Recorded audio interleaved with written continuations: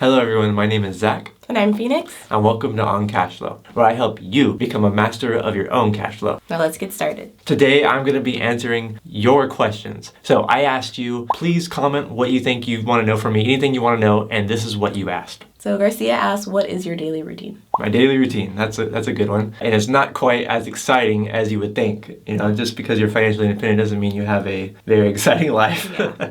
Quite the contrary. Let's say what my daily routine is going to be on a typical day when we're not doing stuff. Like sometimes we go out and travel, sometimes we go out and hike, go camping, all kinds of stuff like that. So let's assuming a day we're not doing any of that. So a typical day I think will start around maybe 7 a.m., maybe 8 a.m. Today it was 9 a.m. Today it started at 9 a.m. Okay, it was a little late. All right, but somewhere in those hours, we'll wake up, we have our little morning routine, just getting stuff ready, mostly indulging in caffeine drinks, coffee and tea. Yeah. After that, we'll do a little bit of work usually on YouTube stuff, whether it be filming, like right now, editing videos, any kind of stuff to do with the YouTube. And then after that, we'll usually go and we'll either walk or go to the gym first. We usually walk like an hour to 2 hours each day, and then we work out at the gym for about an hour most days.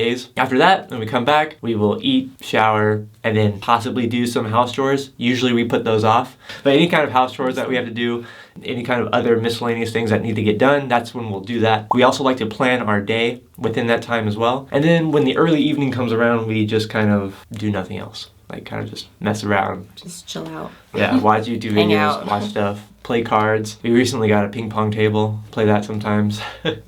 Yep, just boring old stuff, I guess. Not really exciting. Then again, that's not every day. Sometimes we are out doing those other things. You know, sometimes you need the excitement, and sometimes you need the boring, standard day. I like the boring standard days because I'm a homebody. And I'm always planning the next adventure. And by the way, I really do appreciate everyone who answered this question and everyone who watches the videos in general. And if you want to help out the channel, I have some ways that you can help out the channel at the end. But first, let's get on to the next question. So Chris asked, is there an effect on your mental health because of money? Okay, so I think that answer is a lot quicker than the first one, and that is undoubtedly yes.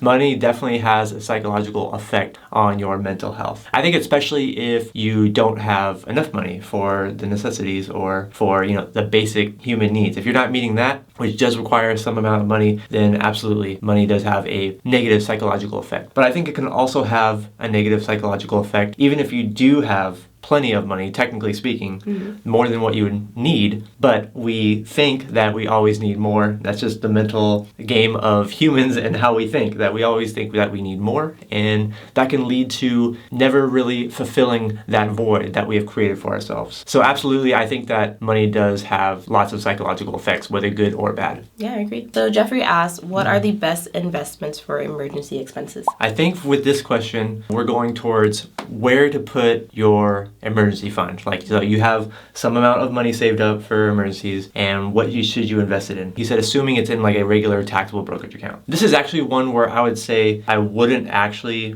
particularly invest this money in anything that is going to be subject to you possibly losing your principal or the initial amount that you put in. So an emergency fund specifically, if that's what you have this money earmarked for, I wouldn't actually invest it in anything. I wouldn't even invest it in something that's a little bit more conservative like bonds or anything like that. I would actually keep this as cash or as close to cash as possible. My favorite, what I like to do with our emergency fund money is I like to put it into banks that are paying out bank bonuses, because that's how you're actually technically can get a large return on your money while also technically not taking on any risk really at all. Okay, and so that's what I do with our emergency fund, and that's what I think is a good solution for most people. You get a good ROI and you don't really have any risk when it comes to your emergency fund money. Take caution though, they can be very addictive because this guy is like looking at this one website to find bank bonuses pretty often, and sometimes I catch him and I'm like, didn't you just do it? He's like, yeah, you're right, I should probably stop. So just be aware of that. Take it slow. So the next question comes from Zach, and he's asking, why haven't you liked the video yet?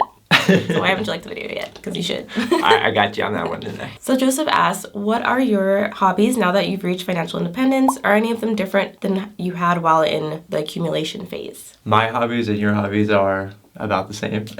I mean, there's a few different things, but there's lots of different things, actually. I kind of make her do everything that I do. Yeah, that's not... And honestly, I think that hobbies before F.I.R.E. and after F.I.R.E. are pretty much the same. That's what I generally say. Yeah. Just maybe we get to have more time to do what we didn't have time to do, while we were working or going to school and all that kind of stuff. A lot of the things that I like to do that I think she likes to do, but it might just be because I make her do it, include things like hiking, camping, going to the gym, working out, just walking in general, getting some exercise in. And then another one, of course, is traveling, which, I don't know, do you consider that a hobby? It's just a lifestyle choice, right? I guess, yeah. I guess you just go So places. all of those things we pretty much have done before we achieve financial independence, and we still do them now, but we just have more time to do those. So we do hiking more, we travel a lot more, and all that kind of stuff. So I don't think our hobbies have really changed. Yeah. Just to defend myself, I do like hiking. Camping is okay. But I don't mind going with them and having fun and just being outdoors for a certain period of time. We also have the basic, indoor hobby stuff. We like to read, listen to podcasts, watch a lot of YouTube, Watch YouTube, watch things TV. like that. So as far as the hobbies go, not much has changed. Just more time to actually do them. So Thomas asked, how do you create your videos and how are you dealing with inflation and market downturn? So those are two very different things, right? I know, sorry. All right, so we'll start with the easier one of how we create our videos. For camera, we have the Canon M50. It doesn't say it on there. No. We have the Rode Video Mic Pro. We have two lights right here. We have the Dell XPS 15. So we actually paid a good amount for all of this equipment, but it's not like from day one we had all of this. So unfortunately, if you go back and see older videos, they're absolutely dreadful. Yeah. We use their phones. We use little lapel mics. So definitely lots of improvement since then. And as far as the editing software, I think in that comment he specifically mentions editing software. Okay. I actually use a free software known as DaVinci Resolve. And it's actually really great for editing videos, even though it's completely free to use. So it's actually pretty crazy that it exists. And also, I believe Thomas asked if I could put a link in the description below of all the stuff that we use. I went ahead and created a list on Amazon. So if you go to oncashflow.com/shop, it's going to redirect you over to my Amazon page.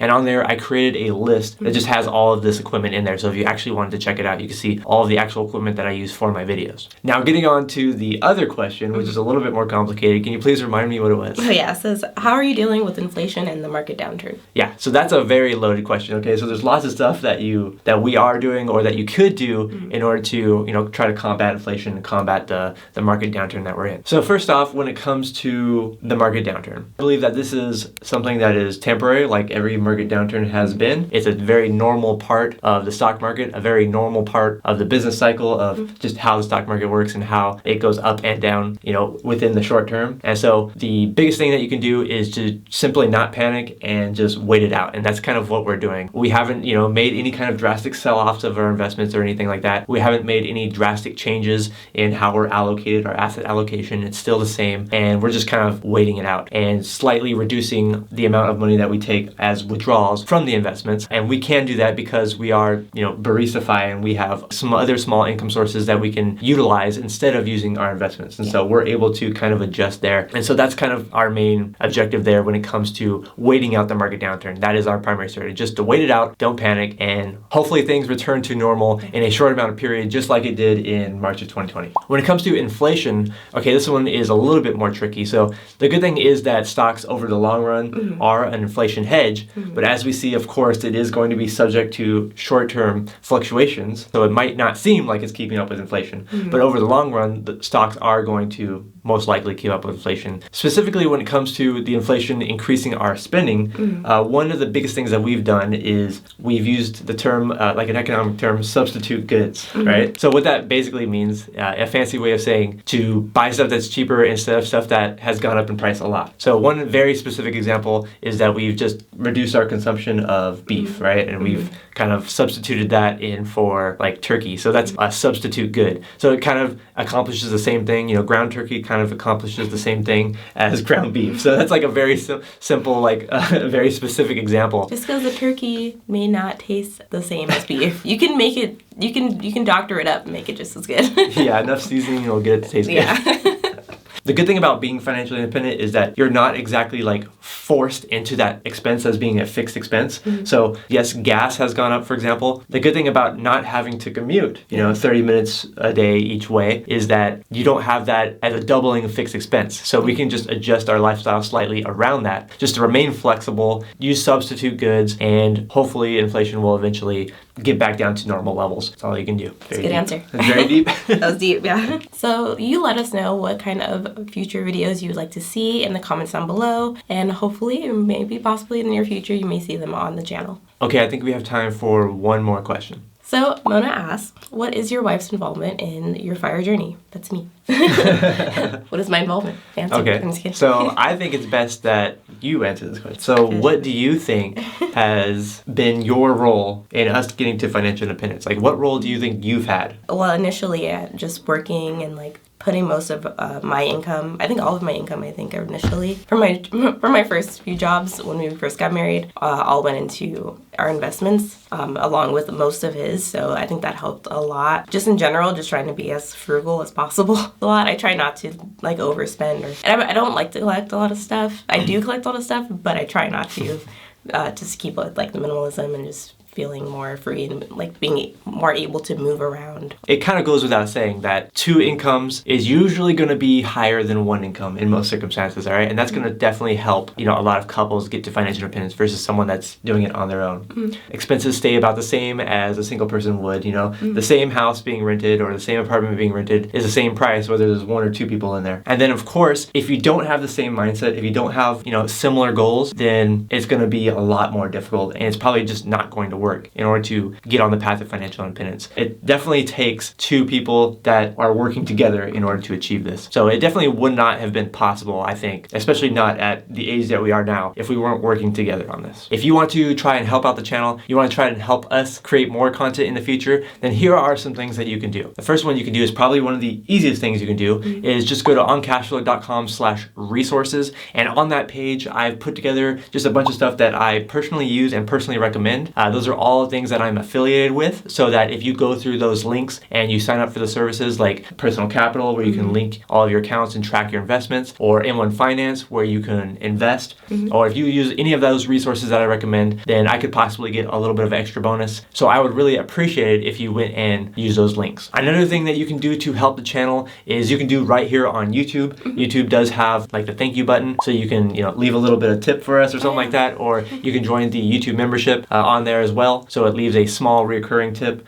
So I would really appreciate that if you support us through YouTube. Thank you so much for watching. I'm Zach from OnCashFlow.com. I'm Phoenix. And I hope to see you next time. Bye.